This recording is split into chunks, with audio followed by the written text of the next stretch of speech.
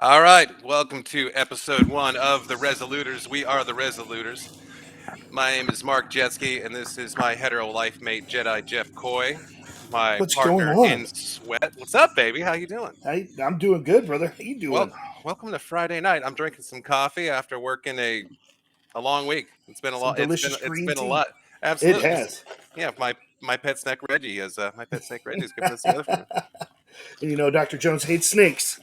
He certainly does, but Jacques doesn't complain. It's gonna be all good. Um, So yeah, the Resoluters. So this is what we're doing, ladies and gents. So we're our purpose for this podcast is Jeffrey and I here are going through a 90-day body transformation. So this is going to be a complete program of reprogramming gut health, cardio, fitness, weight training, vitamin supplementation, certain workout uh, supplements.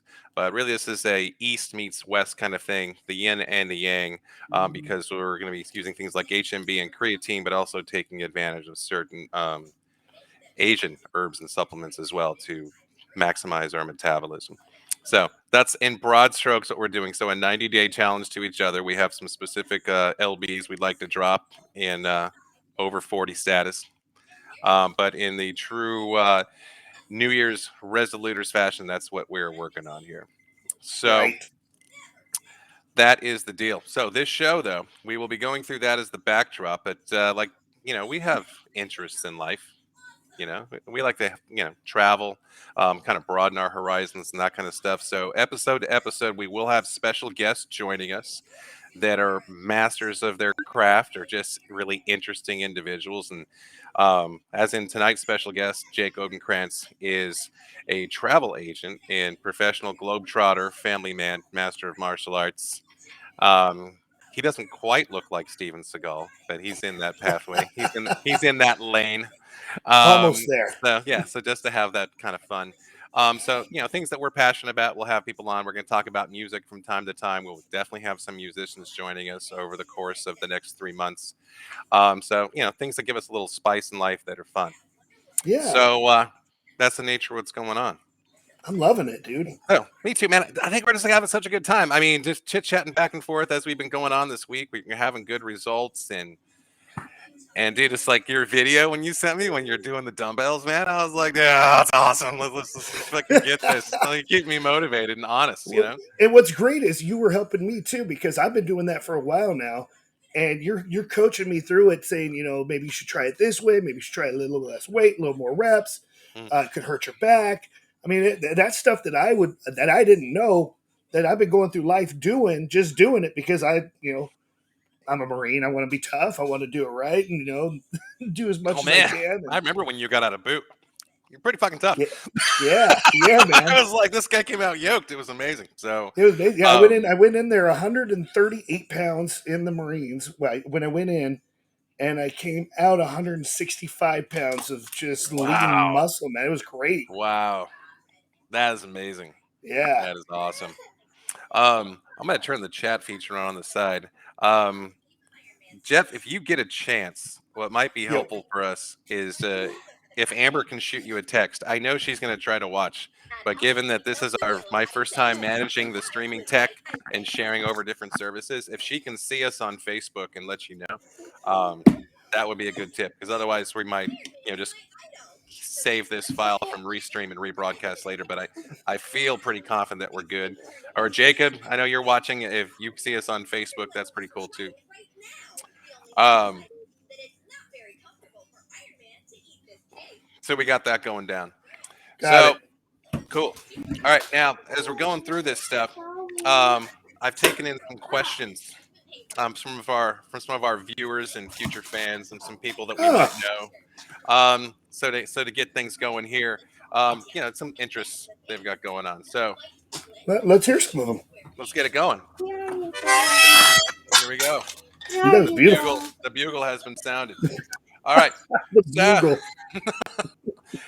all right. Dun, dun, dun, dun, dun. Where are those things? Amber Here they says are. she's on. She's on. That's what she said. She said I'm on. You're on. Okay, so you're on. She can see you.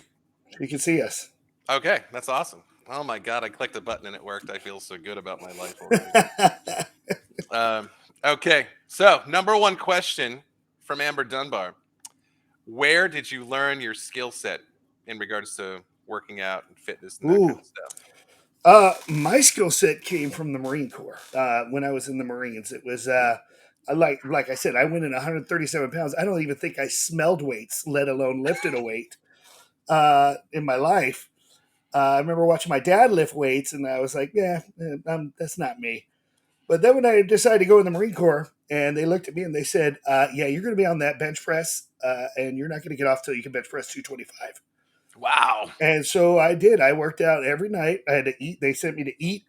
Made sure I was eating 3 meals a day, 3 squares, and working out. And they ran me. That PT was crazy, but it got me into shape. I'll tell you that much. dude, I got to ask you because I don't know exactly, but since we've known each other since high school, and I know Yeah, how aggressive bench pressing 225 can be, since that was my max in high school. If yeah, I remember right, I'm quite a few inches taller than you. yeah. How tall are you, dude? I'm 5'8", You're 5'8", 5'8". ben- benching 225. That's actually pretty That average yeah, height. I don't. I could actually still bench two. I was benching 245 the other day. Well, a few weeks ago. My nephew at my brother's house. My nephew was bench pressing, and he's like, can you bench still?" And I was like, "Oh no, I haven't done a real bench in a while. I usually use my dumbbells. So let me get Mhm. on there and see what I could do." Oh, Yeah, and that's actually I, better. Yeah, I was putting up 245, dude, like no problem. It was like, dude. oh my god, I still could do this. God, I feel motivated to buy you that old guys rule T-shirt like right now. Awesome. So man, that's pretty Yeah, ambitious. That's good.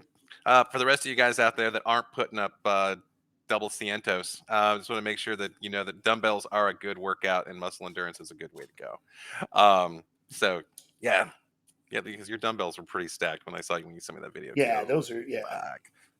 Um, okay, I remember starting out. For me, I started weight training with Coach DiDamasso sophomore year back in the good old Santana Glory days. But from there, right around my early 20s, as far as knowing what I was doing outside of that, there was a magazine called Muscle Media Magazine that was becoming popular back then. I And it remember was that. published. It was published by a guy named Bill Phillips. I lived in Denver at the time, which I believe Jacob might still be in Denver. I know he was living there at some point. Um, but Bill Phillips started EAS supplements. Yeah, So I a used to take broad range. ES. Yeah, broad range of stuff that they had going on, and that was kind of their heyday in the mid to late '90s when I was living out there. He published a book, Body of Life or Body for Life, and but Bill's brother Sean Phillips that also wrote what I think is the best workout book for core development, that kind of stuff. I think it's called Abduction or Abaddiction or something to that effect. Anyway, he was one of my regular guests when I was waiting tables, and then Greg, whose last name I forget, was the biomechanics engineer for the Broncos when we lived out there. Oh, But those two guys both worked with EAS, and they used to give me pointers and that kind of stuff, and got into their books, and it really just came down to research and trial and error.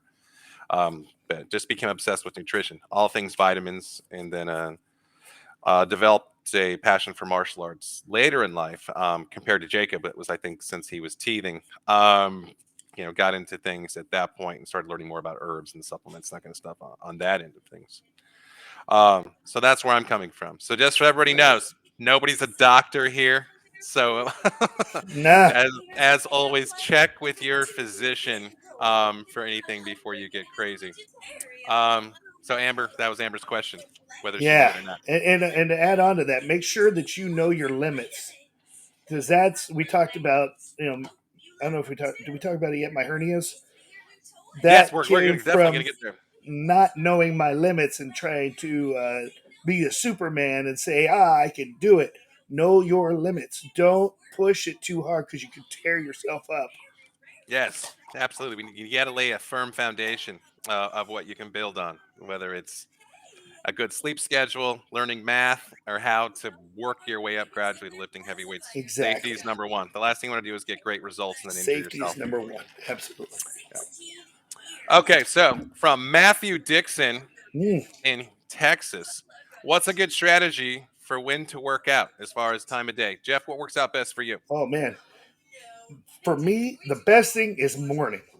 If I could take my son to school and then head straight to the gym, my day Oh, is the complete. best. It's the best. It's the best. I try to do it after work. That doesn't work for me. Not at all. I get home from work, I'm tired. I want to drink. I want to sit Mm. down. I want to rest.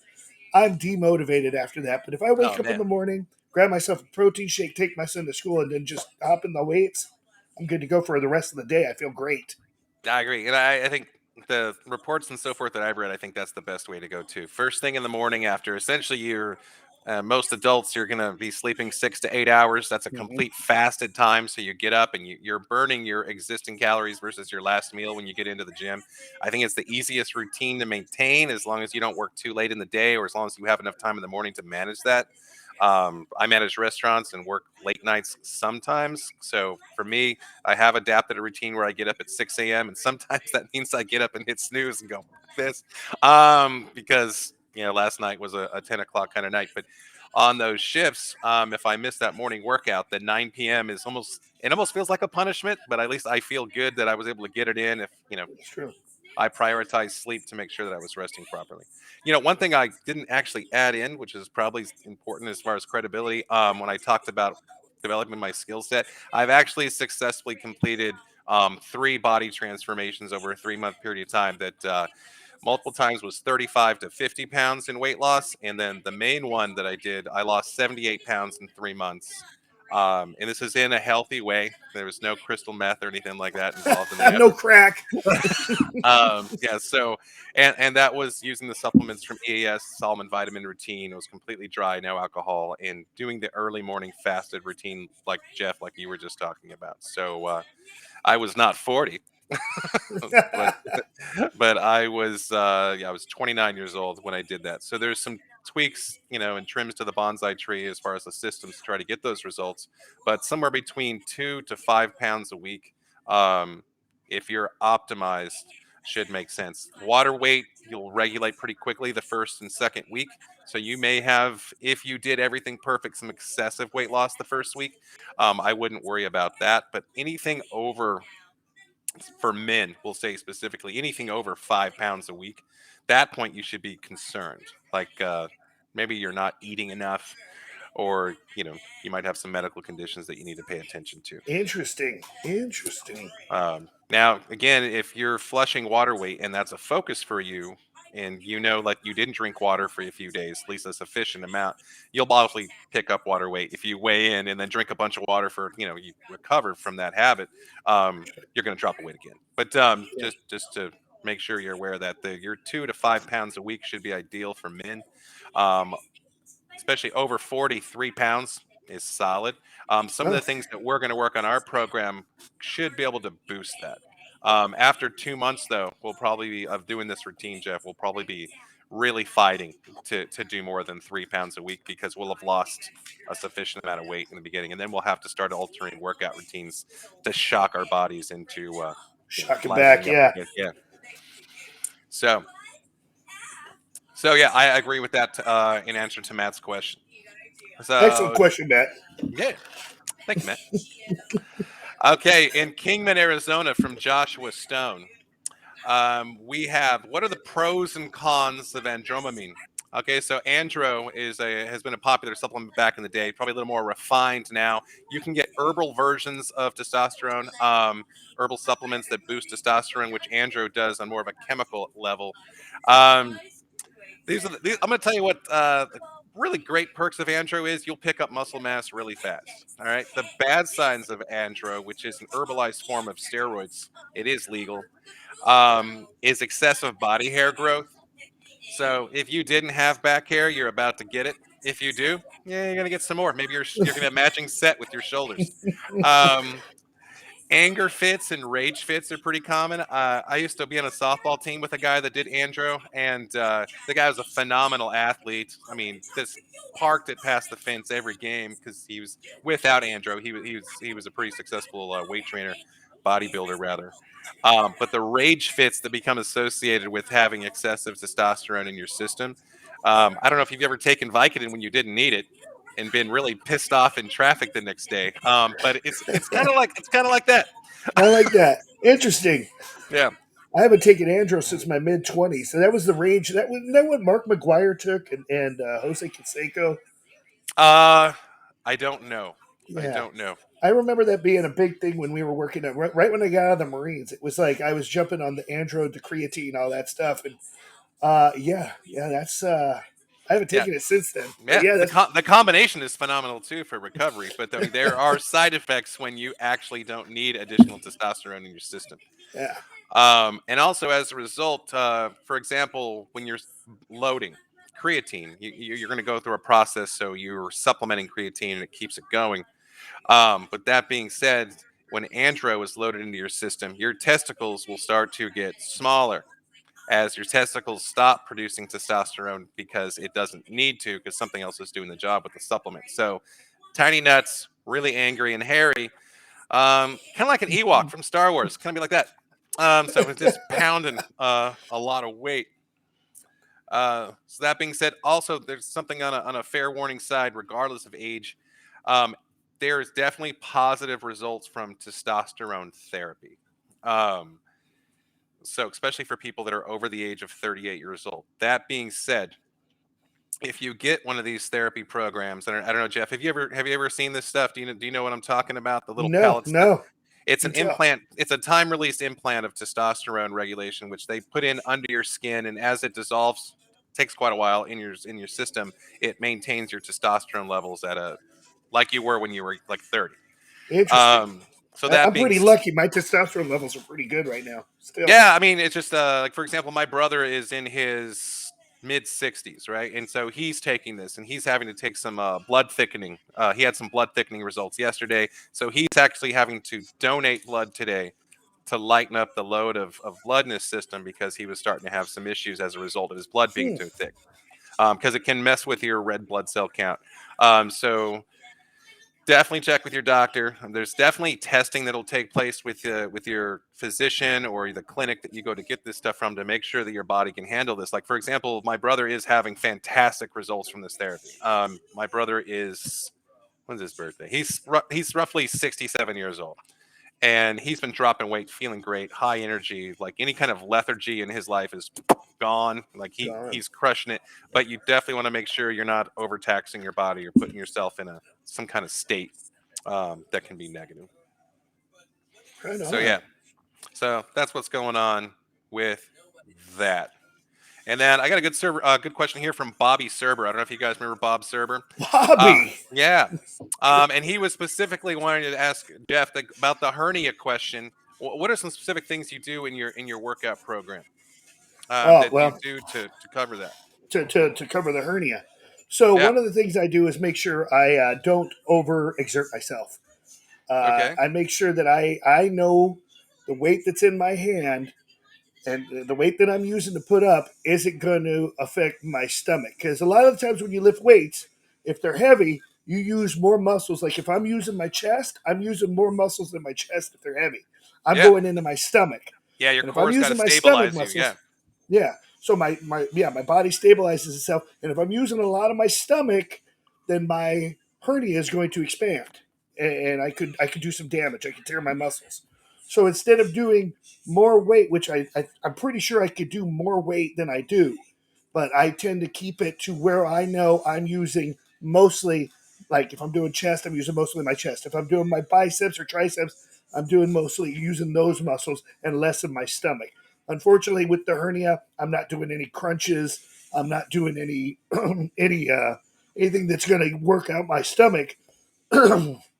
The only thing I'm really doing is trying to lose the weight by running, jogging, elliptical, stair climber, whatever Love I the can do to elliptical. drop some pounds. Oh, elliptical is my favorite. Love the Yeah. elliptical, but no crunches. I'm not getting a six pack, unfortunately. But that's what I do, and then I'm trying to find my weight belt because that does help too. Is having that weight belt somewhere where I can For put the the support. extra for the support, extra support where I'm not taxing my stomach. So if I could actually find my weight belt, I'd be using that too. Cool. Hey Jeff, can you move your chair maybe 3 inches to the right, to your right? Cool. When Is you that move a light little, coming in? Yeah, that's exactly what's going on. So My now I lizard can, light. yeah, now I can see your handsome face consistently. Okay, cool. Fair enough. Yeah, awesome. Okay, well, excellent. I similar kind of thing that I had to go through. I had the beginnings of a herniated disc about 6 years ago. I went to the ER. They're like, "Hey, you're lucky it's not really bad yet. This is what's going on." And then I spent a routine of building my core strength um, to offset, the amount of effort my back had to put out. So definitely form sensitive exercises, even like you're talking about, they will impact your core. But it'd probably be great for you too because it'll how you maintain your forms. Like I know you use your incline bench and your regular bench quite a bit. You'll begin to build up your core to support those things like your hernia indirectly, which is a good way to go. All right, and also to give a little plug, I haven't talked to Bob for a few years. At least we've messaged each other. I think a few years ago when I moved here to Texas. Bob Serber is in. I'm going to call this Bourne, Texas, because I don't know how to pronounce Boerne, but Bob started a manufacturing facility called the Branded Iron. So he does a variety of different things here, from threading materials and so forth. But he is an entrepreneur in the great state of Texas. Just to throw a little plug for Love Bob. it. It's good to hear from Bob. Yeah, he's a good guy, and he has a beard that would make all of my craft bartenders jealous. I mean, he's just like his beard is about as long as Jake's hair that we're going to see later on. All right. Outstanding. Next from Ray Clark. How many calories do you get? How many calories do you burn during sex? Oh, Okay. shit. So we're at 101 calories per minute for men for every 24 minutes. Women are about 80ish, somewhere in there. And then okay, two-parter question actually. Does it count by yourself? And Ray, no, it Mm. doesn't. No, it doesn't at all. But you do build up your forearms, buddy. Absolutely. Be the awkward guy that has two different weights doing dumbbell wrist curls at the gym. That's going to be great. Write home to your mom about that one, Ray. That's right. Don't write Okay. to my mom. Write to your Actually, mom. no, Ray. You know what? If Carol Adams is watching, we should write to her. We should All write to right. Carol Adams. Yeah. All right. So, for those of you who don't know, one of our producers, Jeffrey Sinatra, that's his mom. Hi, Carol. Hi, All right. Carol. All right. Next from Janine Priester.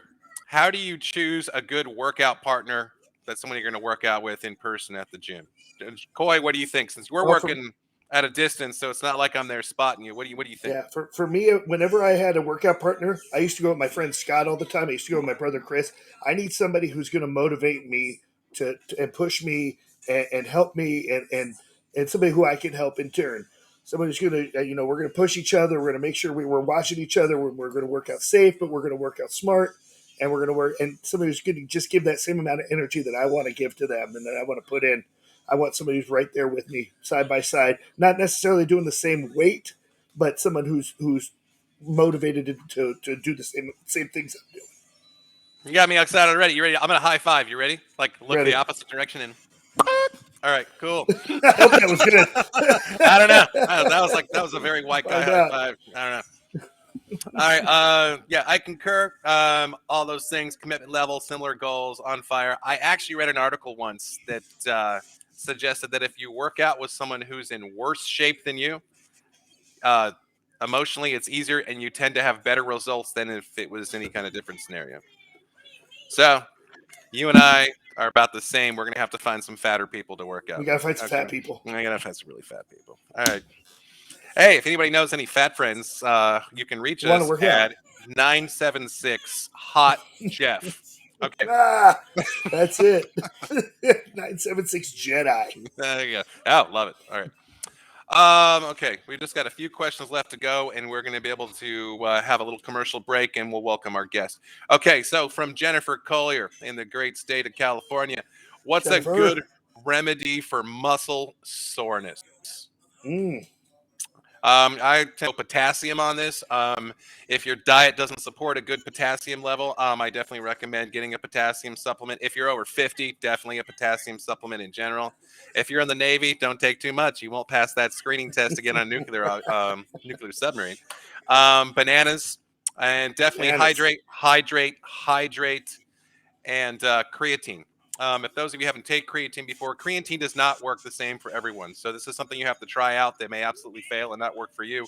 But if it does react with your metabolism well or your body, I had great results with creatine. So that was a good thing for me. But the way creatine works, it's a supplement that your body, or creatine is produced by your body naturally. But when you take a supplement, it raises level of creatine in your body. But essentially what that does, that supplement attaches water molecules to itself, and then as it goes through your system, it's bringing water into your body. So it will force you to retain some water. So even more important that you're hydrating regularly to flush that water. But what it does, it takes those water molecules and shoves them into your muscles. That water then breaks up the lactic acid, or the acid that's building your muscles when you're sore, and thus you'll have faster recovery if creatine works for your body, because it does not work for everybody. There's supplements that we are going to be using in our program that are universal to work for everyone, but this is definitely something you have to try out and kind of see what happens. It's not bad for you. I'll give you that. There you go. All right, Jason Nelson. What's the best way to pick up on chicks at the gym? I say don't. Just stay in your lane. Don't piss them off. Yeah, They're there to be work out. yourself. I mean, you start staring at a girl too long at the gym, Oh, she's be going the to think you're creeper. creeping. She'll beat Be the the shit out of creeper you. at the gym. All right, Jason's probably asking for a brother-in-law or something since he's happily married. But nice one, I Jason. thought that was good. Good job. Apparently, the answer was not 5. Okay, The answer's no. that's not bad. All right, and our last question, Daniel Thompson. Is it really no more happiness, or can I still eat dairy while working out? Daniel, no, there's no more happiness. There's no more Yeah. dairy for you. Well, I'm sorry, buddy. Definitely Cut got the that's ice cream. definitely, dude. Cheddar. Dude, I need some serious cheddar. Remember Yeah. Pauly Shore in the Goofy movie? You ever see Jeff? You ever watch the Goofy movie with your kids? I watched a Goofy movie a long time ago. I never watched it with Yeah. my kids yet. Okay. Your kids are younger than mine. But every time Pauly Shore goes, the Leaning Tower of Cheese, and he's eating the cheese whiz out of the can. I love that. I love that that's Pauly Shore. Oh man, bro, big memories. All right. Dun dun dun. I'm gonna click share screen, and then we're gonna play our commercial.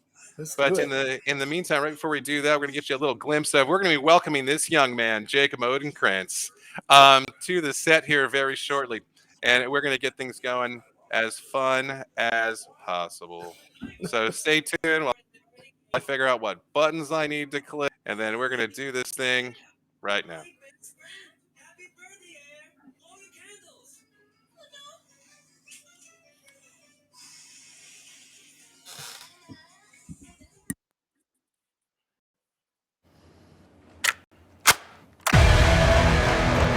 If Johnny and I can actually work together and we win, Cobra Kai will be out of business. We gotta take things to the next level. Eagles do not respond. They swoop down and take whatever they want. First, you gotta learn how to fly. Come on, we're gonna get sued here. Sue me for what? Tighten that cord. Our enemies are working together. They are combining their styles to beat us. But there is only one way. And the only other person who knows how to teach Cobra Kai is you. Now we're talking. You missed this, don't you? I just want to make sure this time we win. To beat the enemy, show me wax on, wax off. It helps to know the enemy's playbook. Balance is crucial. Man can't stand. He can't fight. Daniel LaRusso.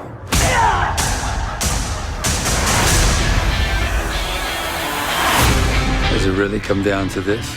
Johnny Lawrence playing second fiddle?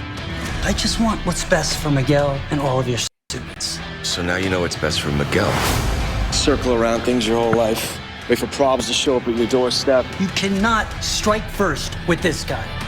You just don't want to admit there's always been a little Cobra Kai in you. Everybody thinks their way is the only way. You, my dad, Cobra Kai. The truth is, it doesn't matter which way you fight as long as it works. No fighting until the tournament. We'll settle this on the mat. It's time to step into the future. This proposal will revolutionize the tournament. By a show of hands. God help us all. Welcome to the 51st annual All Valley Under 18 Karate Tournament!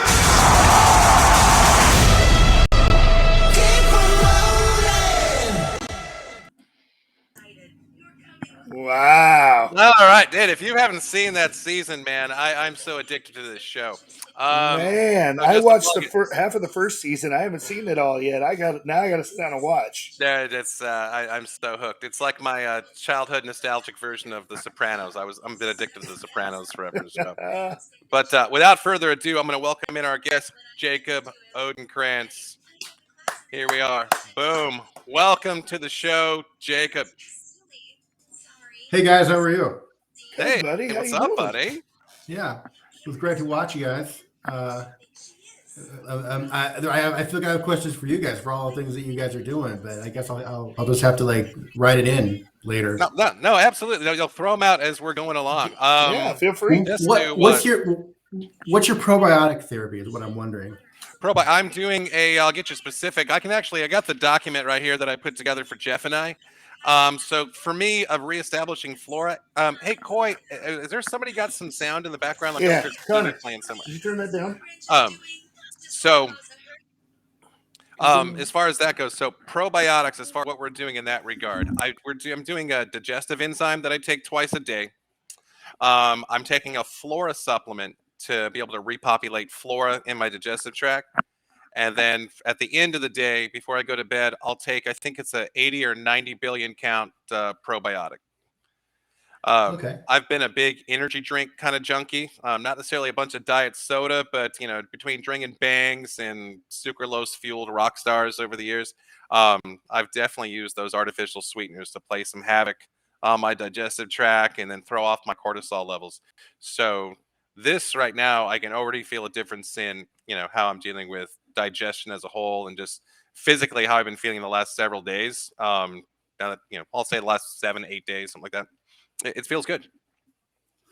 That's something I really believe in. I once got really sick in Cambodia, and by the time I got to Thailand, I got to the hospital. I got into the hospital in Thailand, and they gave me this antibiotic, and it worked in one massive dose. And then ever since then, if I eat spicy food, I know it like 4 a.m. Wow. And so if I do probiotics, for a while, it'll get better, and I could be like, oh yeah, let's get some habaneros, and then it'll eventually kind of wear off, and it's like I feel like I need to find like the right balance to be able to eat spicy food again, because it was like whatever they did to cure me like killed everything in my gut. Wow. I mean, bacteria is involved in a lot of antibiotics, so that may have thrown off some kind of balance you have there in your digestive tract. Do you experience any kind of brain fog or anything like that as a result of if you eat a heavy meal, that kind of stuff? Not right now, but I mean that's definitely something that's happened at different levels of health that I've had. Yeah, because that's pretty common, and when your bacteria, that culture in your stomach is out of whack. So I follow a great company that's actually based here in Houston. And I was very fortunate to meet Greg and Danielle, the owners of this company. It's called Global Healing Center in Houston. Yeah. They actually they're based here in Houston, and then in Phoenix, they have their own farms where they grow their own actual produce that becomes their supplements. But they're definitely involved in the idea of everything being organic, mindfulness, gut health. I would say at least because I know that the exact organisms can be really important. Yes. And I wish I knew more about it. For me, there was a little bit of trial and error. I tried using probiotics on a lower billion count, and I think even if you just casually read up online, you'll find that most nutritionists and so forth talk about it being at a higher level, as in that 80 or 70 billion count and above to be truly effective. Most probiotics are around the 50 billion or 40 billion count if you were to purchase them or order them online somewhere or whatever. Um, I did pull up because I shared this program with Koi, and I actually went and researched the probiotics that are available online. I got some from Amazon, which I take Garden of Life probiotics because they have the live cultures in them. So this is something that you have to keep in your refrigerator. But there's a variety of different things you want to look for probiotics to optimize the results of it. Definitely you want to have as many diverse probiotic strains as possible. So that might speak to what you were talking about, Jake, where you were taking these and sometimes you got a benefit, sometimes you didn't. It might be the diversity of strains because the more there's 16 in the one that I take. So obviously something in there is speaking to what's absent in my gut culture. So definitely want to make sure they're clinically studied. That should be on the label. You want to make sure that there's a Nutriflora fiber that's involved in there. You're looking for a dark amber colored glass to make sure that light doesn't come in and affect the quality of the product. Definitely want to make sure that it's endorsed by a doctor specializing in gut health. You're looking for a vegetarian acid resistant capsules. Definitely go for something that's not GMO. It's vegan, gluten, soy free. Gluten in particular can wreak havoc in your system, especially after 40 and for certain blood types. I have an O negative blood type, so my blood type is more prone to have challenges with gluten and dairy. So yeah, all of those things will contribute. And if you're not used to going to the bathroom a lot, I definitely recommend taking these before bed and not in the middle of the afternoon. Just to help you plan your day. But Global Healing Center, I don't actually like their probiotics, so I definitely go outside of them for that. Those are of the lower billion count for people that have maybe less of a gut issue, more of a maintenance kind of situation. Where I'm reprogramming mine, I want to have something more aggressive. And I'm supporting that with the aloe vera supplement that I get from Global Healing during the day that I do hand in hand with my digestive enzyme, which are those are vegan supplements. So that's as complicated as I can make that as far as send it to me because I'm interested. Absolutely. I'll send you the document that I produced for Jeff and I, and then you can go through. And I encourage everybody when we do something like this is to use the shopping cart theory. If something sounds like it'll work for you and you're interested, give it a shot. If you come across something you don't quite understand, feel free to reach out to me and I'll answer any questions that I can. But if it's just like, I'm not going to do incline flies in my workout, don't do it. It's like whatever. Put it into your cart if it seems like it'll work for you. So Jake, you're a family man now. I mean, we haven't seen each other in person for shit, man. I think I was 25, 26 when we hung out in OB. I came home for a little visit. I think you and I and Brendan Arthur went kind of bumming around, and you showed me your dojo where you were training at back then. That's right. I think so. Yeah. I moved up here to pursue Aikido, and then I actually have not been great about training up here, especially during the last couple of years, and even since my daughter was born. But I've got a 7-year-old now. Wow, she's 7 already. I know, damn. Right? And, well, congratulations again. I remember the Facebook photos when she was new. Yeah, she's 9. I talk about travel. She's 9 countries in. Wow. Oh man, Daddy's got perks. Wow. I just did. I'm at 58 countries in. Wow. Yeah. I'm at 2. So much, I'd hate you. There's still time. Definitely. Yeah. Where you guys had a trip recently, didn't you? Did I see some pictures? You guys were Caribbean or something? Yeah, we did. Well, first we went to New York, and that's right. You were in where the hell were you? You were right there at like the prime spot for New Year's Eve and everything, right? We went to Times Square. We actually were there before then, though. We were like home by the 20th, which is good because travel wise, this holiday season was a mess. It was just a mess, for the flights and all the sick pilots. And it was like, we connected to JFK on the way home, and JFK was just a wreck. It was like we had like a 3.5 hour connection in JFK, and it was just enough time. But wow, you're running to the gate. I never wanted to because, be in that part of the movie. What's funny, like I got a ticket, like we saved a lot of money, but like we flew into LaGuardia out of Newark and then back through JFK. We actually, like, between all of us, we saved like $900 with that ticket. It was one ticket that did that. And yeah, but it was like going through JFK, you have to go out of the secure area and check back in. And that was just a total train wreck, Oh, man. Like it was like the shit show was just starting. But first went to New York for a few days, and then we went to St. Martin. Okay. Oh, and man. then right, and so we stayed at do you know Belmont? Because Mark, you've been in the hotel world because you used to work at Pelican Hill, right?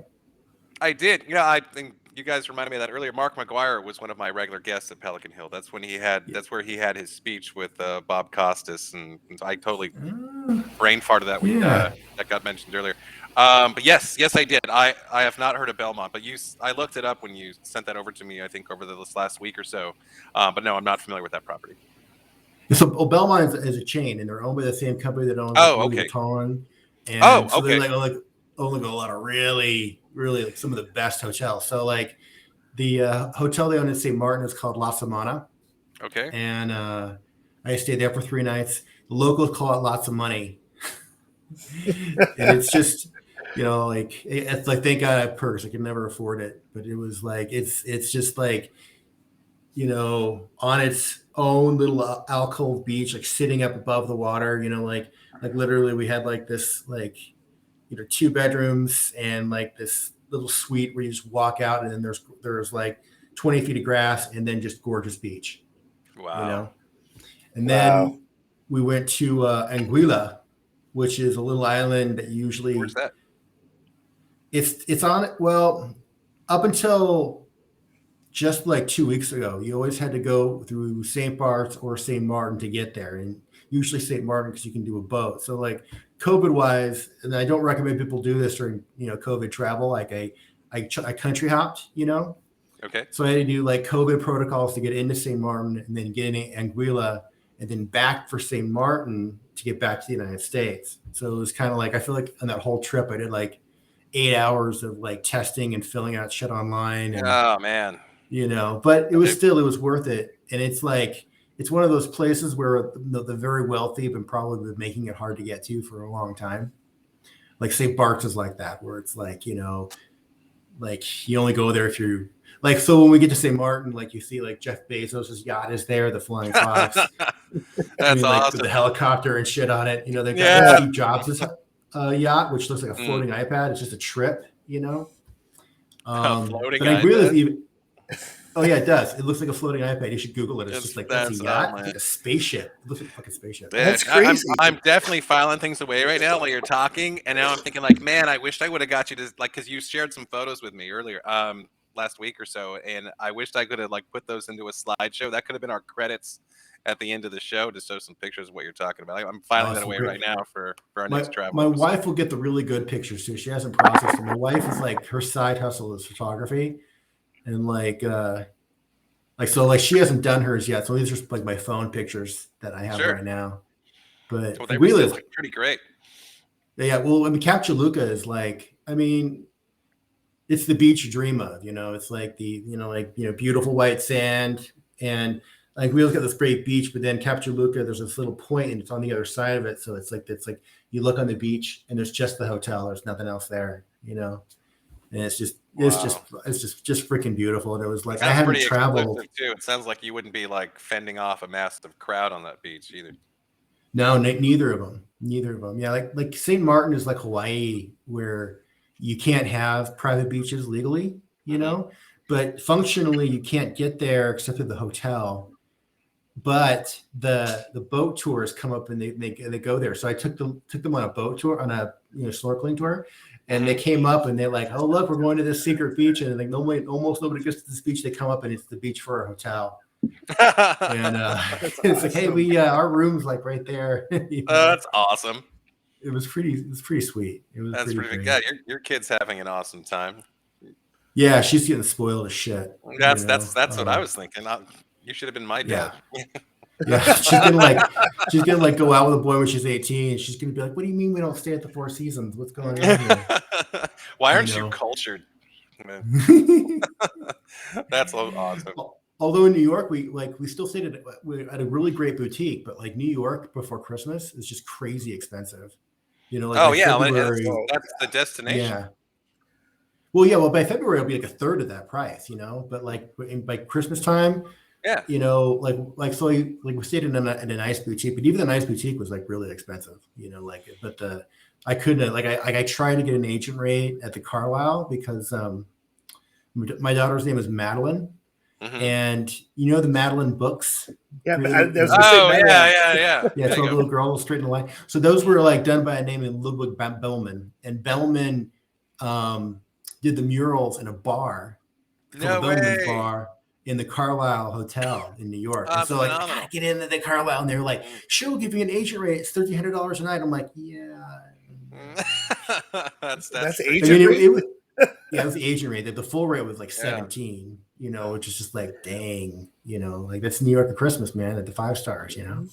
That's phenomenal though. That's so, outlandish. Yeah, but that was the first like post-COVID travel I had. Well, I'm glad you got to do it, man. That sounds like you had a fantastic trip, and then making me want to plan a trip soon. My travel this year will be confined to grandfather trips since I have my first grandson coming on the way here at the end of that's a pretty big deal.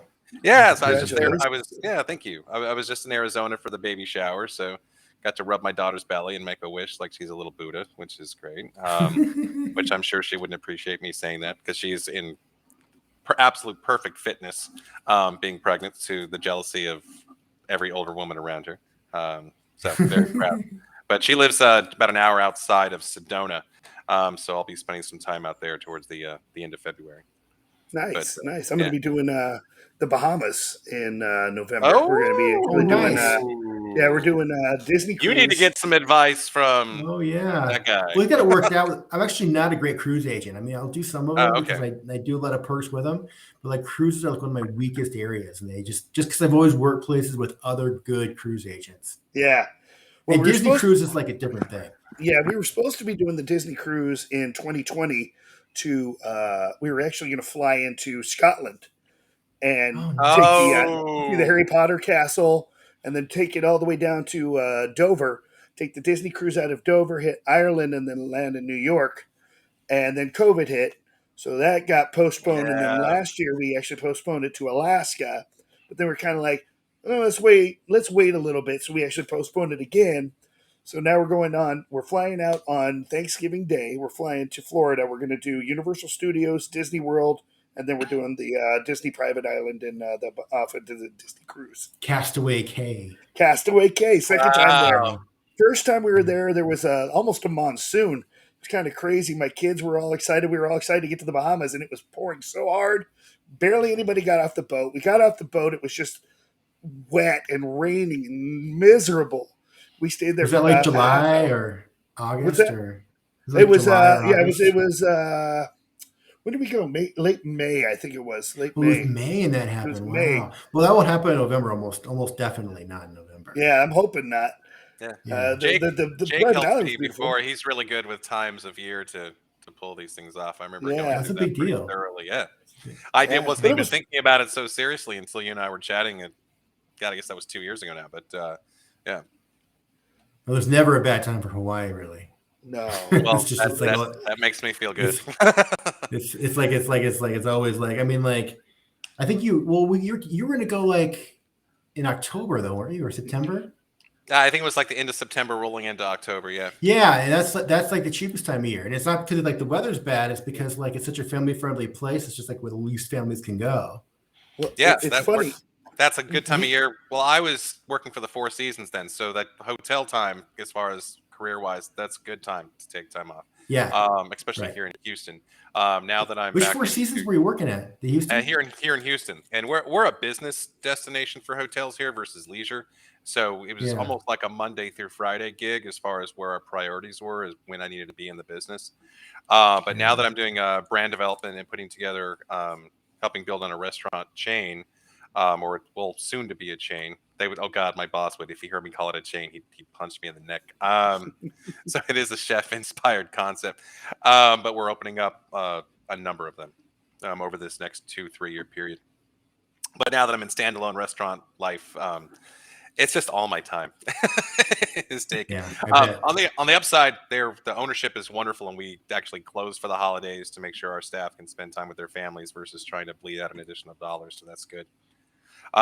Jeff, you said Scotland, and it reminded me of Pelican Hill days. We had a resort property that was in our comp set that we compared ourselves to for demographic, and Jake may remember the name of this property, but there was a 5-star, 5-diamond rural property in Scotland. But two of the amenities or things that you could do for fun out there is you could take Land Rovers on off-roading courses to learn how to off-road in Land Rovers. Was this Glen Eagles?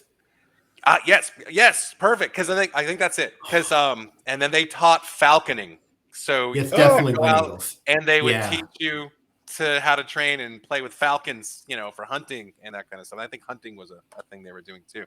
But I was like falconry I and, want like, to get go. it, but, It's like, out in with the the middle dogs. of nowhere.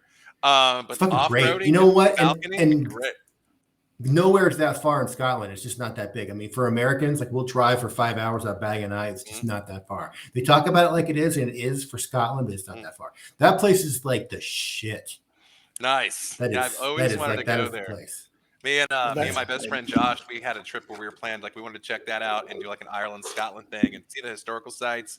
But we just wanted to get hammered in a Scottish pub and tour the Guinness Brewery and just do all that normal touristy shit. But I definitely wanted to be able to check that place out. That was the first place I took my daughter internationally.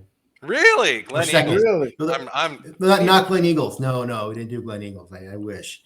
I put so like I won those tickets to get there, and I had like the space that you get like award tickets like that. It's like I didn't think I was going to get it, and 3 days before we left, we got cleared, so I had to plan it in 3 days. Whoa! So, yeah, no challenges there. Nope.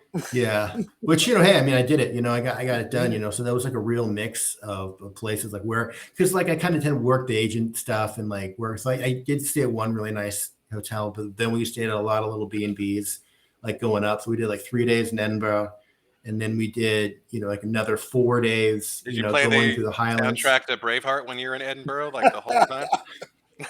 I wish I did, but I freaking love that movie. This day. Me too. Of course.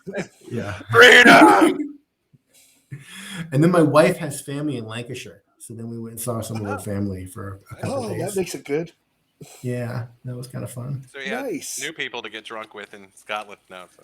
Absolutely. Well, my wife doesn't drink at all. So okay. Well, also you got the little one. There's probably not a lot of drinking when you got a little one. Yeah. Well, maybe Actually, I remember I went to this museum in Ireland, and it's like they gave the kids beer. Everybody drank beer because nobody would drink the water because like you get sick if you drink the water. So they had like thin breakfast beer, and that was it, man. Wow. Beer was safer. Yeah. Yeah. That'll be my after we lose the weight. We'll Jeff, you and I can go and just crush ourselves with gluten and. I'm down with that, brother. Take it on the road. Nice. Jake, I wanted to ask you. Like, I remember when you dropped a bunch of weight. Back in the day. What process did you go through? Because I know you seemed like I was seeing you on Facebook. I saw the changes in your face and that kind of stuff. You had significantly dropped some weight. What were you doing? I wouldn't recommend it because I did what was called the HCG diet. I don't know what that is. So that's like a very controversial diet, and I actually don't recommend it. But have you ever heard of human chondriatic? I think I'm pronouncing it right. Human chondriatic gonadotropin. It's what they test for to make to see if you're to see if a woman's pregnant. So the theory is that if you microdose like a very small amount of this, pregnancy hormone, and you eat like almost nothing. So you lose like a pound or pound and a half a day. Wow. So you're programming your body to eat itself. That's the idea behind it, but it's like in retrospect, I don't think I would recommend it again. It's like I thought about doing it again. I got out of the travel industry for a couple of years, like around 2008, and I was repping for pharmacy companies. Okay. And I had a doctor that was one of the things that she did was the HCG diet. And so I did it, and it was like, yeah, it worked, and it never came back all the way, but it also was like I feel like I lost a lot of muscle tone because like you can't work out on that diet, Oh it's wow. like Yeah, that's it's like tough. I want to say it's like a 600 calorie a day diet, something like that. Ooh. Geez, 1,200 is what? And Jake, you're like what, 5'10", 5'11", somewhere in there, right? Yeah, Okay, yeah, that your calorie diet on the lowest platform should be 1,200 calories. That's on a yeah. That's what I like mean. It's like that's a wrestler's diet at your height. That's yeah, insane. it's insane. Yeah, yeah, and then like. And I definitely took a lot of weight off, but I think I lost a lot of muscle tone. Of That course, like I still absolutely. have not entirely gotten back, and like so it's like I don't really know if that was the Okay. smartest idea in the Well, end. you know what? I got to tell you, some of the most valuable research that I've come across has been what not to do. Um, Yeah. so, God, I can apply that to just about professionally, but workouts and that kind of stuff too.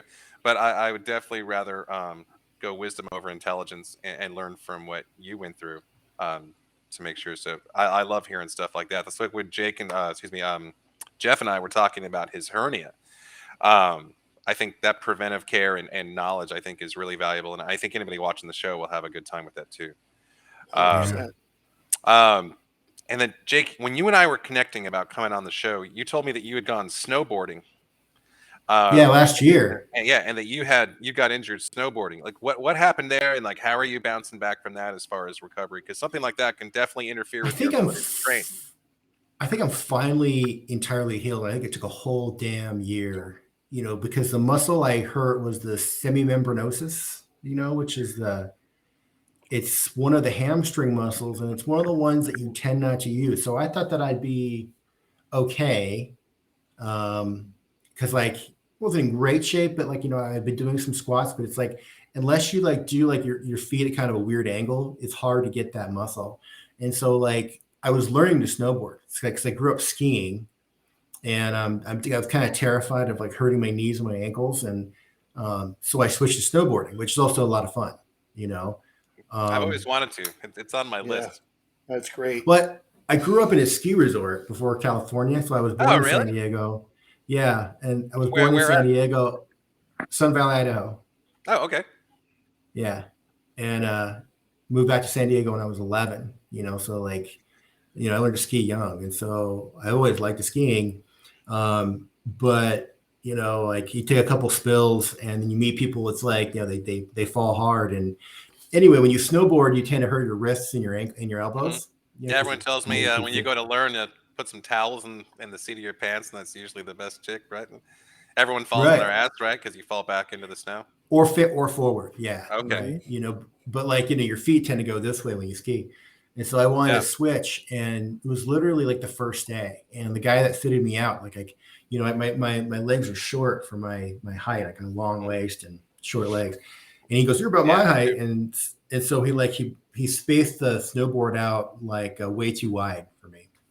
And so like, just like, getting up all those times, Oh man, did it feel like you were riding a horse?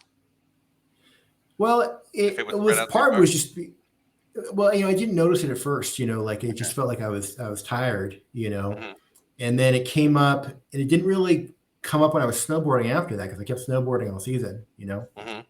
um, but it started coming up when because I was trying to, because I always hated running, I used to joke that's why I did martial arts, so Oh I yeah. fucking have to run, Yeah. and I said, okay, I'm finally going to do it, No and I man, I'm had the to same like, way. yeah, I had to back off of it, because it was really aggravating, and it got to the point like, like I was picking up my daughter and like taking her to bed every night, like putting her in Mhm. bed and walking up the stairs with her, and I had to stop just picking her up, just like, and she's Oh not that really? heavy, she's like, she's like 55 pounds at the time, and it was like, I couldn't do it, and I had to back off everything for a while. And now, so I have a good gym membership. I go there a few days a week, and I walk my dog every day. But like the thing that I'm doing in the last month and a half again is kettlebells. Nice. My nephew Mike swears by those things. Yeah.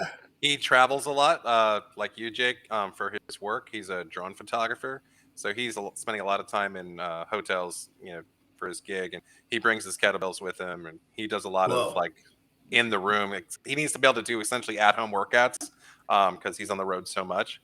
But he swears by it. He's 5 years younger than us, so he's over 40. Jeez, that sounds weird to say.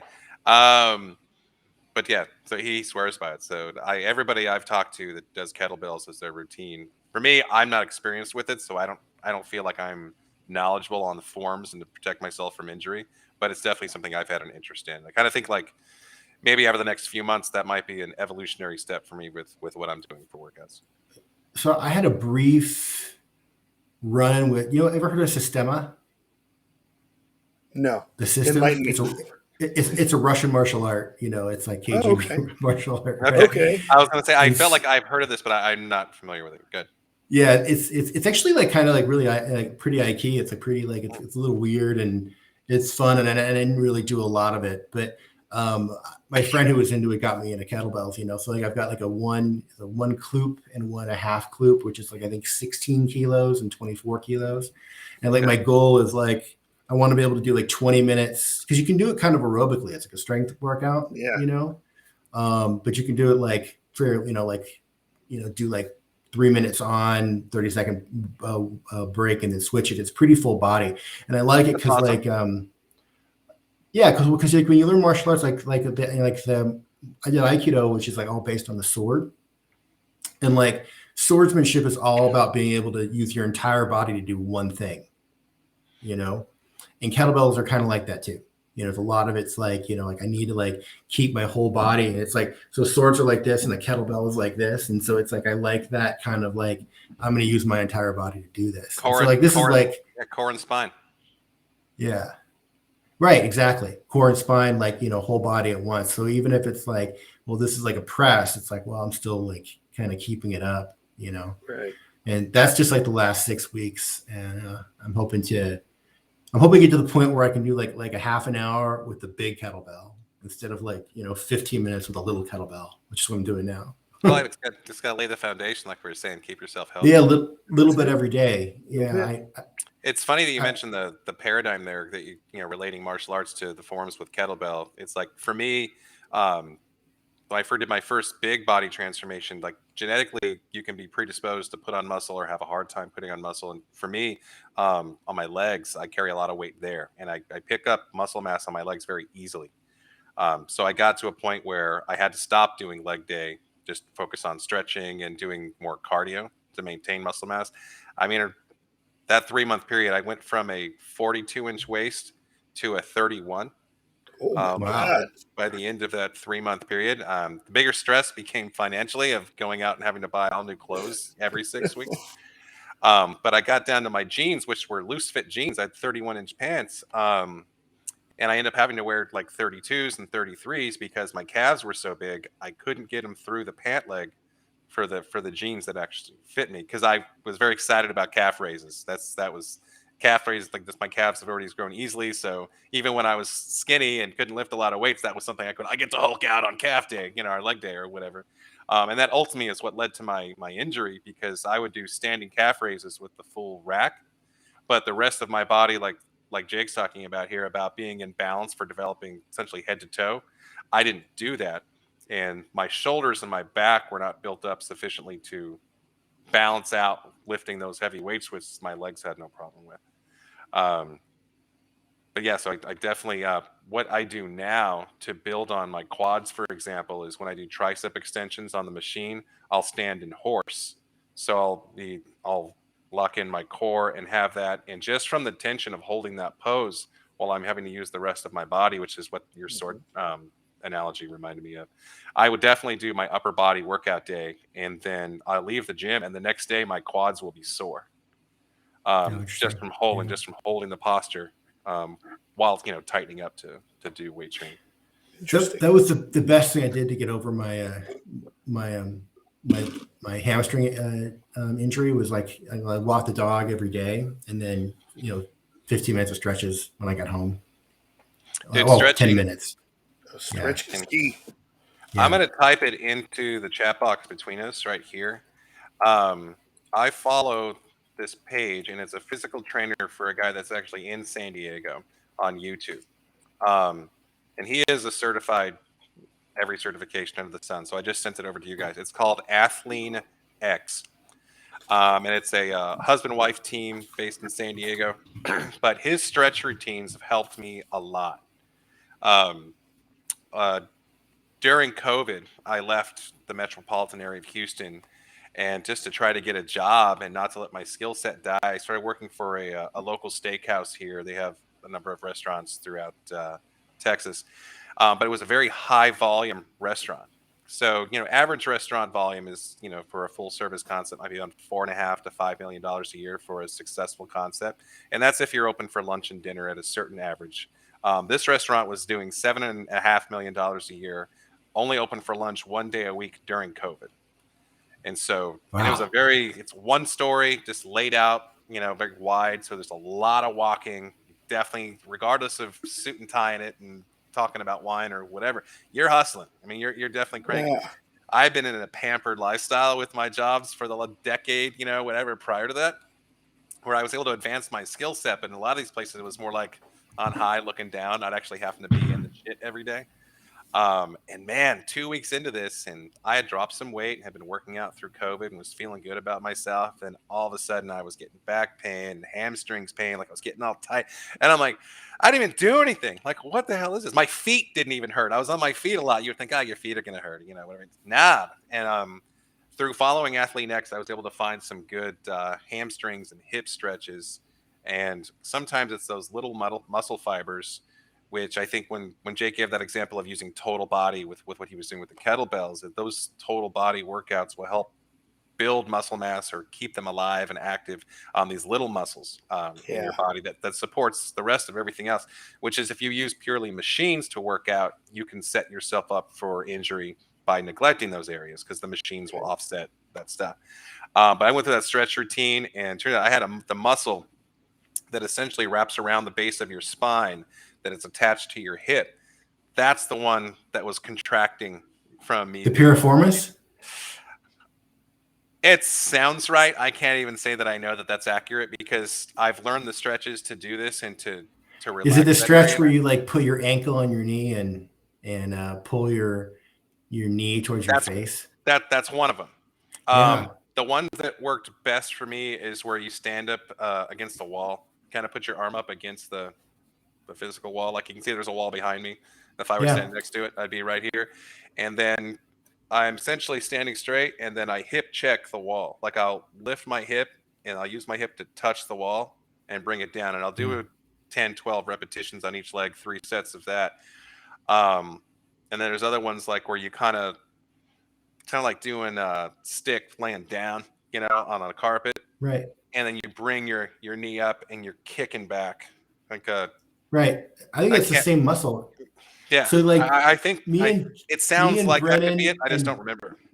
And Josh Stone went to Coachella one year. Nice. And then Josh drove me back to Boulder in one straight 17-hour shot. I remember him. He told me about that. And Jeff Coy, just so you know, he's talking about the same Josh that I said was my best friend earlier because they're acquainted. Interesting. He's in the chat. Oh, sweet. He's watching on Facebook or on Facebook. Okay, cool. Yeah, Josh can drive. Josh can drive. We go all the way. Like I don't even know if we stopped to pee. Maybe I guess we did a couple of times. But that's like it's like pretty much in the car. Bang. And after standing for 2 days in Coachella, like my piriformis freaked, and so it made the piriformis muscle like goes over where the sciatic nerve comes out of your spine. Mm-hmm. And so like it got to the point where that was the first time it went off, and I got it because I sit in chairs a lot at work and with my knees spread apart, which made it shorten. And I had to start stretching it out. And it got to the point where like one time I was like training at the dojo, and right after class, like I had like all of a sudden like I lost all control of one leg. Because what? How did that happen? Oh my god! Because the piriformis spasm so bad it pinched my sciatic nerve off entirely. Oh yeah. So I mean it was hurting anyway, but I was like, let's get through it, because like there's a lot of stuff where it's like, hey, let's train through it. and it's the Japanese way, you know. It's like, That's right. it's like you go for it, and yeah, I mean, like that was the first time, and then like I've got a guy in town who's an acupuncturist slash massage therapist, which is a great combo. He does like acupuncture, he puts needles in, and then he like works on you massage wise, and then puts some needles in somewhere else, works on you somewhere else, and he's the one that like found like this is what you got to do, and so like I had to use those stretches. Otherwise, from like sitting in a chair with my knee spread a lot, I get piriformis syndrome and sciatic pain. Wow. It's really bad. And a lot of things can cause sciatic pain, but that's what causes it for me. Yeah, I had a sciatic issue briefly back in the day. It's not a good time. Jeff, you ever dealt with something like that? Like no, my ex-wife had sciatica, and I had to deal wow. with that when we were married. Like the pain every single day. Like just I get it. Wow. Yeah. Luckily, like I found a cure for mine. Like stretch it out, and it was good. But I still have to do those stretches too. Yeah. And like talking about machines, that's why I hurt my semimembranosus muscle, because like unless I was doing like squats, but because I was doing my squats only with my feet like this, it didn't work that muscle. I had to do them also like that to work that muscle, like you're in a snowboard. Yeah. And it's good to alter like the positions you just showed us for your feet. If I remember right, for doing squats, it's good like between sets to alternate the positioning of your feet. Yeah, I do that now. Yeah. It's interesting though, when like I don't necessarily do squats anymore because I don't want to re-injure what I injured in the past. But Smith machines are great for people that want to do some safe squats or Smith machine lunges, like if you're doing a single leg squat kind of thing. But that when I remember trying that for the first time of alternating, like you were talking about, Jake, I was like, this got really hard all of a sudden. Like I thought I was good with this, and it really can make a big difference as far as shocking your body into muscle growth again. Well, I had a weak muscle and I got hurt.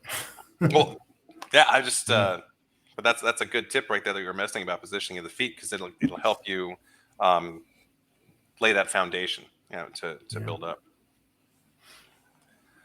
Awesome. All right. So we are 11:15. I feel like we've covered a lot of the workout plan already, Jeff. I think between the nature of our conversation as far as playing through by that. One thing I do want to spend a little time on chatting about is liver health, because I think we touched on briefly about trying to go dry, and in my industry, mocktails are really popular in January, as everyone's trying to go dry on alcohol and be healthy, and that whole new year, new you. God, I fucking hate that shit so much. I kind of thought of the name Resoluters for this show, because when I used to train all the time, you go to gym and you have a nice gym and you go there in January and all the Resoluters are in there, like a bunch of douchebags, hogging all the machines. That's right. So that's right. I'm kind of like, I would always call them the Resoluters, and so that's kind of like where I thought of that name. I'm poking fun at myself for being one of the Resoluters now. But liver health, I think, is essential, and I've tried to kickstart some body transformations over the last several years since I moved here in Houston, and building craft bars and restaurants and being around chefs and musicians. I mean, these are party hard kind of people. I was going out and definitely doing like binge drinking with friends. I didn't drink really more than once a week.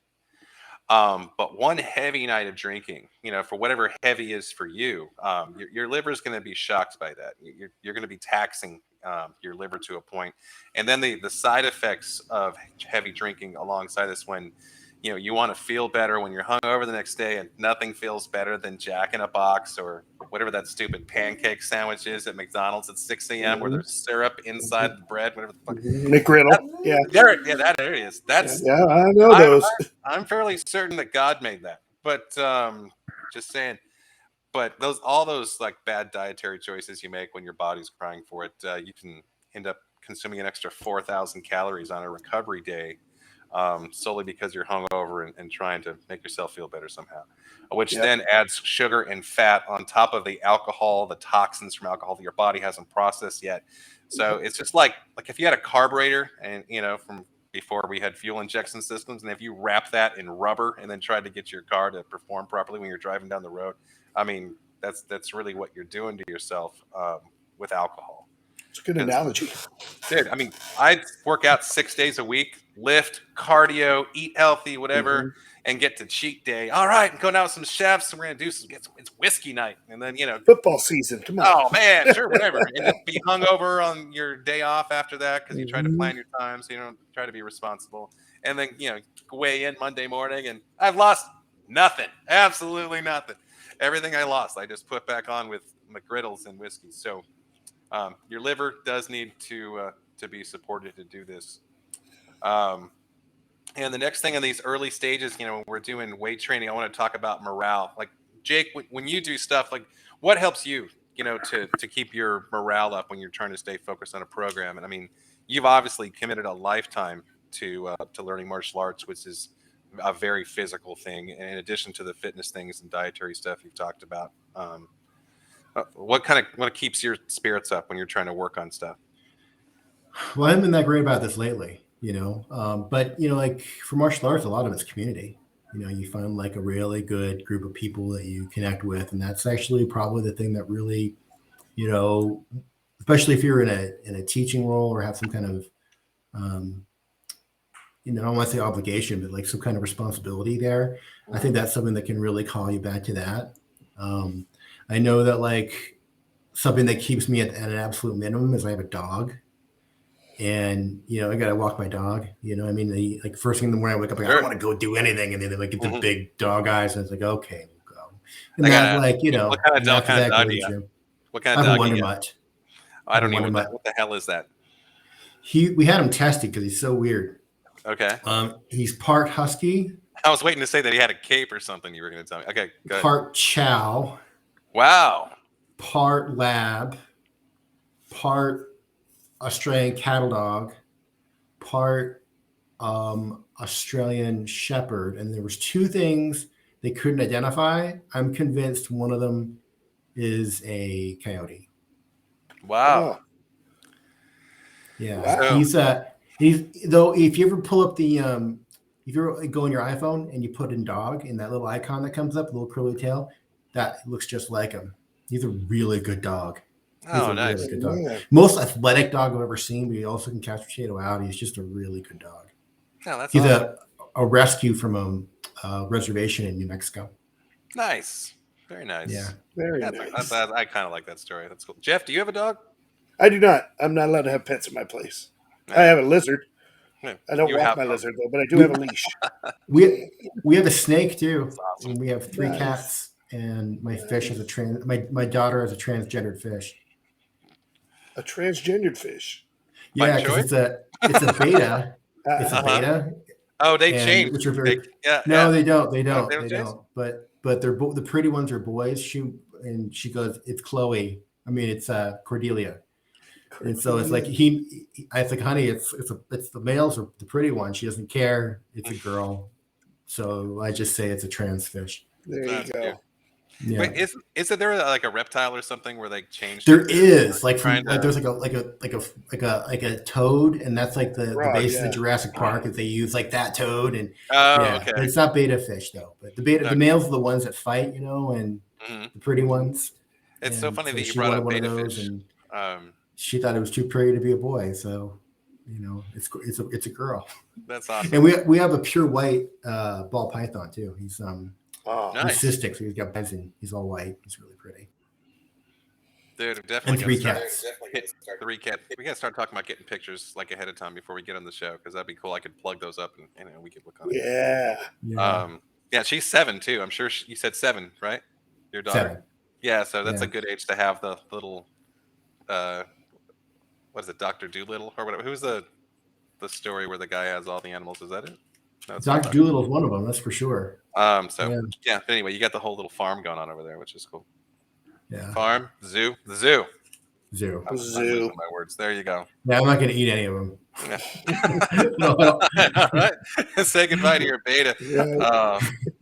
Actually, there's a cat that he kind of pisses me off sometimes. That'd be the first one. There you go. Again, a coworker of mine actually raises betas, and he did he was trying to breed them to see if he could do it recently. He went through the process today, which is kind of funny that you brought this up. Apparently, he had 200 hatchlings, so he has 200 betas at his home right now, and his daughter got him into it. It reminded me of the time when our beta fish died, and I tried to. My daughter was 7 or 8, somewhere around there, and her beta died while she was at school, while she was going to Rio Seco for the 1 year that my kids went to that school. And so I tried to be all swift and go and get a new beta before she got home from school. Yeah. You know how they sell them in that blue water, Yeah. that little vessel or whatever. So she had whatever, it was red, right, for her fish. And I was like, okay, whatever color it was, it looked like that in the blue water. In the blue Right? water. Until I came home, and it's right before she got home and walked into the door. I dumped this thing in the aquarium, and now that it's not in blue water, I'm like, oh, that is not the same color of this fish that just died. And I'm like, is she gonna notice? Can I bullshit her through this? And she came home, and where I thought she was gonna be heartbroken and all upset, because she would see the fish every day after school. That was her first thing. She'd walk in the door, fishy, and feed this thing. And she walked in, and she's like, my fish isn't the same color, right out of the gate. And I'm all, and she's like, and she looked at me like, Dad, you idiot. And she's like, Dad, did my fish die? And I'm like, yeah, did you try to fool me with a different fish? I'm like, yeah. Wow. And she's like, it's the wrong color. Like, she's laughing at me for being an idiot, where I thought she was going to be heartbroken. And then she finally went, did you flush him? And I was like, yeah. She's like, okay. Oh. He's like, but the whole thing, the reason that I think she has a little lighter heart about it, and she was laughing because I fucked it up versus actually pulling it off. But thanks for the heads up, because I've actually had a couple times where I went, okay, well, when we got back from our trip, it's like we had a really good pet sitter, but I was like, okay, swing up to that fish, I'm gonna have to go out and get another one. So what movie was that when they said the beta fish was practice for grandma or something like that? I was trying to I can't remember what movie that was. It's probably Parenthood or something. Probably. All right, Jeff, you said you dropped 2 pounds, right? I dropped 2 pounds this week, my friend. Excellent. I'm at 254.3. Well, you're way ahead of the game on me as far as overall weight. But I felt good today about completely cutting out gluten. I had some little bit of dairy I had throughout the week, but I really eliminated carbohydrates for a great part of the week. Not like all carbs, but as far as what I would normally do. And my water intake is pretty solid, so I'm feeling good about that. Yeah. I've been doing keto for 3 weeks now myself. Oh, nice. I've heard good things about keto. I had some great muscle mass results. I tried keto during COVID. So having the time off, I was doing 2-a-days because I'd built up to that.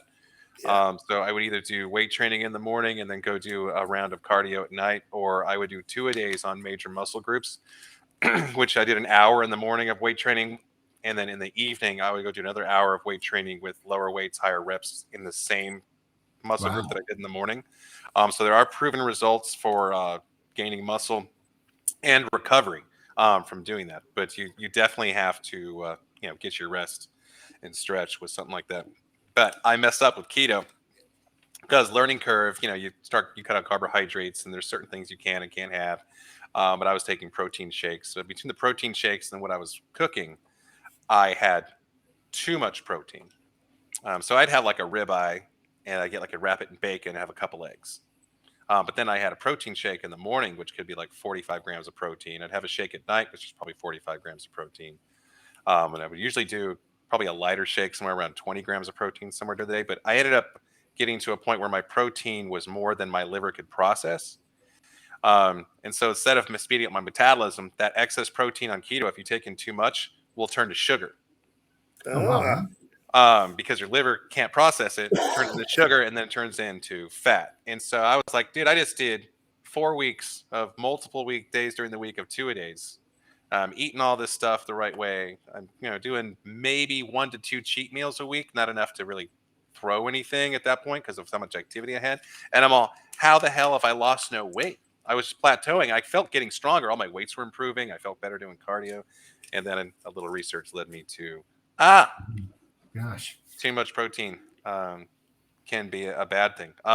Pretty safe measure, old school. If you're consuming 1 gram of protein per pound of body weight, and you have a 5 to 6 day a week workout routine, you're probably good.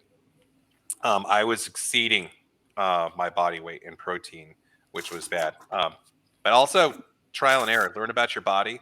I've learned that if I have less protein, um, than 1 pound per body weight, if I can stick around 180 grams of protein, my body reacts better, taking in smaller doses of protein at a time. So Interesting. definitely do some trial and error if you're doing those things. Good to know. Hey, product placement. This Sure. is a corksicle. This Okay. thing will keep. If I put ice cubes in it tonight, 24 hours later, there will still be ice cubes in it. Really?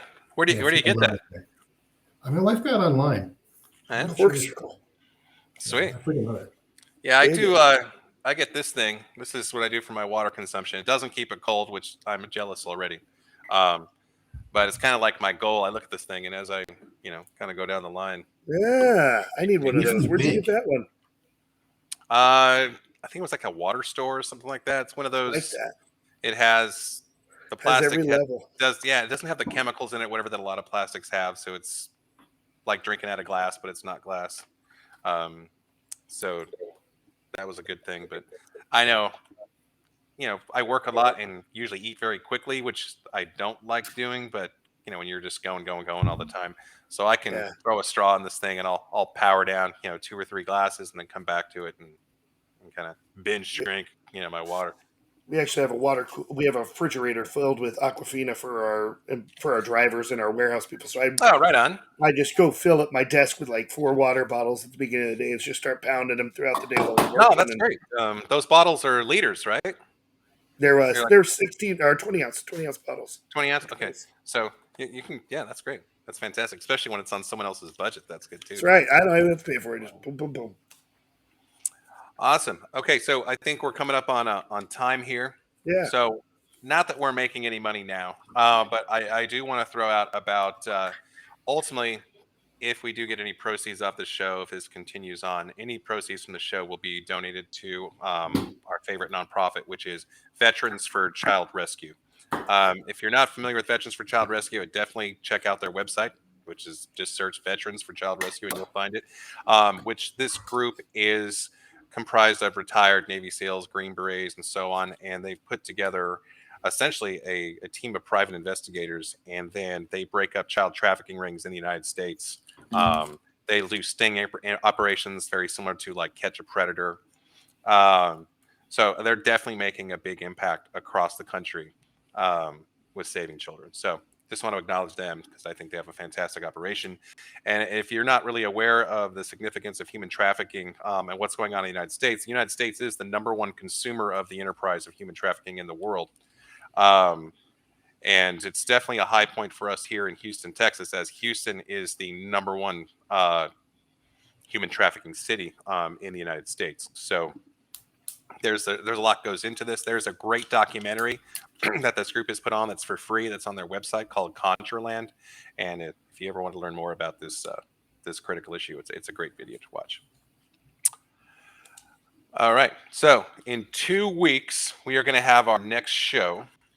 Yeah. With 2 additional special guests. We are going to have #1, we're going to have Janine Priester from our high school class. She is going to be joining us. And she is an Army veteran, and she's going to be working with Jeff, and we're going to talk about some veterans benefits as well as some more PT kind of related things. Besides that, she is also living here in San Antonio, Texas, which she's actually going to be helping me dial in on a consulting gig for setting up a craft whiskey bar as a lounge club in San Antonio. We'll be working with a client that is from the military. So this is a passion project for him. But there will be memberships and so forth that'll be targeted towards veterans that live there in the community outside of the regular public. And then in addition to that, Miss Christine Skull-Smith is going to be joining us, another from our high school graduating class. And so she is the director of human resources, and her and I were pre-gaming about a week or so ago which is funny because we were discussing one of the things of interest with her would be helping us with goal setting. So anyone that wants to go through processes for goals and so on. If you haven't heard the age-old adage of people that write down their goals are like 80 times more likely to achieve them. She's going to help us with stuff like that. And when I reached her, the reason why she couldn't do this show is it is January, and in her current occupation, that exact procedure is what's dominating her time in the workplace. So she should be wrapping that up by the end of this month, and then she can work on that more with us for the next show. Excellent. And then we will actually have a surprise special musical guest to wrap up the end of our show, likely for our next episode. Which I'm excited. I'm not going to say which musician that is until I know for sure he has time to put together the footage for what we're going to be doing. So, Mr. Odenkrantz, thank you so much for joining us tonight on our maiden voyage. It has been great catching up with you. That's steady to see you, my friend. Yeah, man, it's great to see all you guys. You're great. You guys stay online. I'm going to end the stream here, and then we can kind of catch up and like recap over stuff in the green room, and if that's what we're going to call this thing. Is that what you call it? Is it the green room? Green room. That's what it's supposed to be. Backstage. So we're going to go backstage in just a minute, and we're just going to call it a wrap. And it's a little, going out tunes here since we are not streaming on YouTube right now. So we will probably be able to get away with this. So, can we get away? If it comes up. Yeah. So we're going to call it a night. Thank you, everybody, for tuning in. Thank you for everyone's support. And we will see you in 2 weeks. In 2 weeks. At maybe the same time, maybe a different time. We'll let you know. We'll get Facebook again like we did for the season. It'll likely be around 10 o'clock hour, perhaps a different day. We'll be in, 2 weeks on the 4th, and then 2 weeks after that. So, thank you, everybody. Night.